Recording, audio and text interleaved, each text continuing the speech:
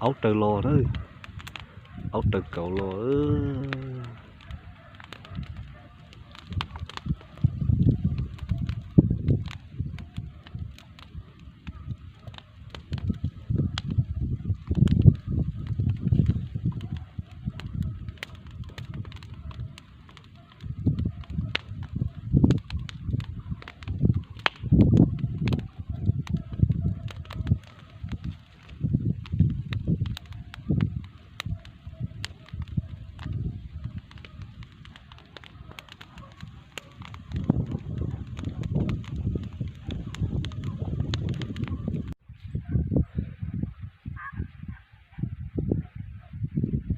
Rồi còn to thì nó chụp không gì đó rồi gì kêu kêu nữa.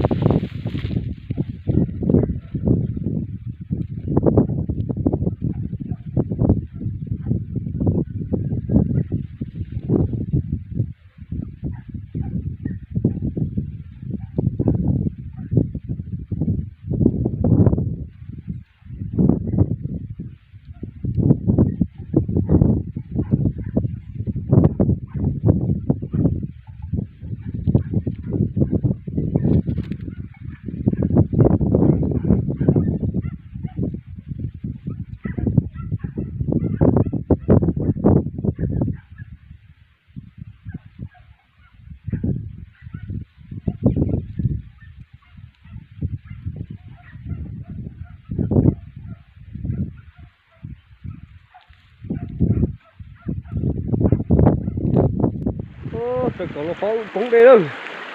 ông thiệt tàu đây rồi để cưng cầu lên đây, đây ông nó thiệt tàu đây phục về u lò nữa, thiệt tàu đây phục về nó lò, có phần lo đó, có nó thiệt tàu đây trong thiệt, đây đây đây đây đây đây đây đây đây đây đây đây đây đây đây đây ông thiệt nó chắc ông thiệt tàu đây xì đi hết rồi thiệt tàu đây nữa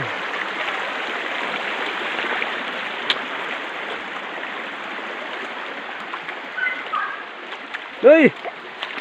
ông tàu đây xì phần hậu nữa ông tàu đây nữa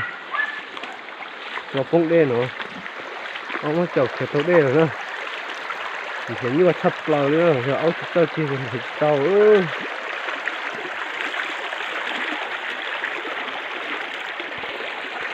cha rồi nữa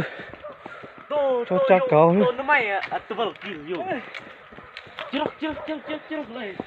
nhớ lên nhà cắt tàu tàu săn tu thì nó nữa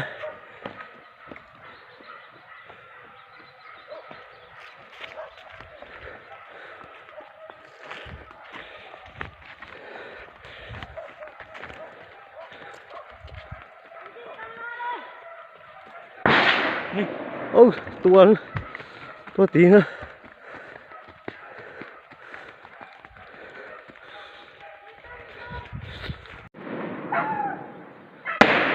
ô lột tua hình ta đấy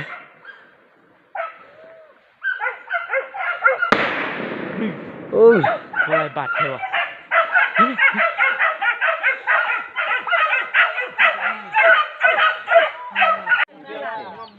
một tàu đó cầu lên trái này màu lô cơ